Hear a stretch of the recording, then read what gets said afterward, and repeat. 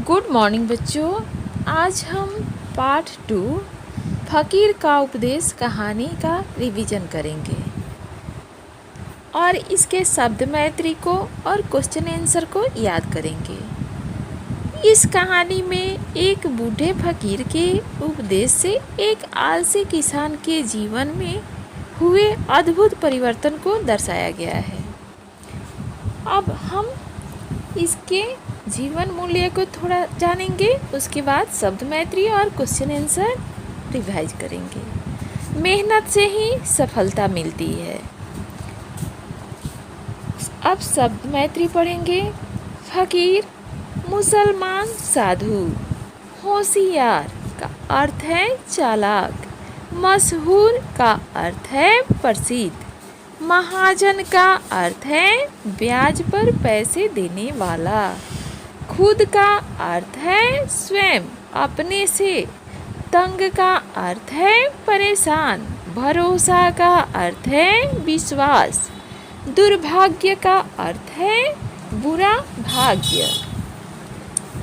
अब हम लोग प्रश्न उत्तर को याद करेंगे। प्रश्न नंबर 1, बूढ़ा फकीर कैसा था?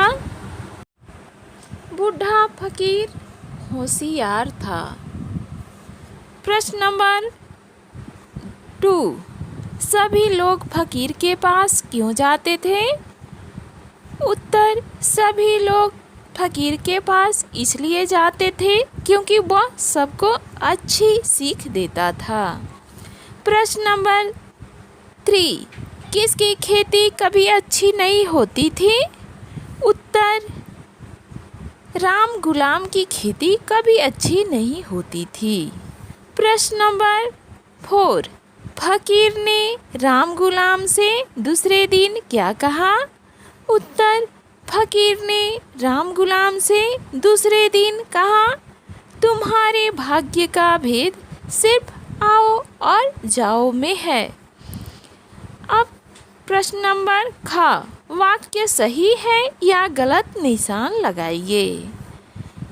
1, नगर में एक बूढ़ा फकीर आया।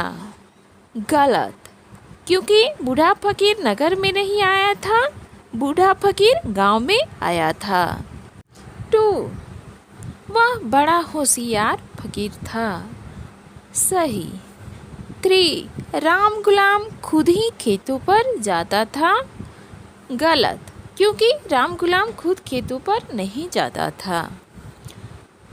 4, राम गुलाम ने अपनी पूरी जमीन बेच दी। गलत, क्योंकि राम गुलाम ने अपनी पूरी जमीन नहीं बेची थी। ग, प्रश्न नंबर ग, पाठ के आधार पर वाक्यों का सही क्रम बॉक्स में भरिए। 1, वह सबको अच्छी सीख देता था, तो ये 2 नंबर में आएगा।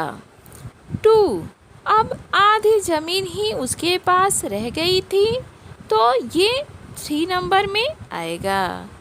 3, वह किसान आओ कहता है और तुम जाओ कहते हो। 4, अब प्रश्न नंबर 4, एक बार गांव में एक बूढ़ा फकीर आया। ये 1। अब 5, अब उन्हीं खेतों में खूब फसल होने लगी। 5 नंबर जो है उसमें उसके बॉक्स में 5 ही भराएगा। अब व्याकरण बोध को पढ़ेंगे। का, समझिए और लिखिए। हिम्मत, हिम्मती। मेहनत, मेहनती। कीमत, कीमती। शरारत, शरारती। अब ख, समान अर्थ वाले शब्दों को मिलाइए। जमीन, भूमि। मशहूर, प्रसिद्ध। डर, भय। कर्ज, उधार।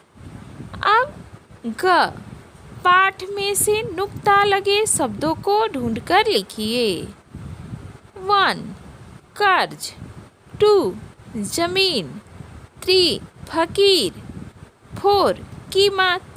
5, फसल। अब हम लोग नुक्ता के बारे में जानेंगे। कुछ वर्णों के नीचे बिंदु लगा देने से उनका उच्चारण बदल जाता है, इसे नुक्ता कहते हैं, जैसे फ, ज आदि। अब हम लोग मौखिक उत्तर पढ़ेंगे।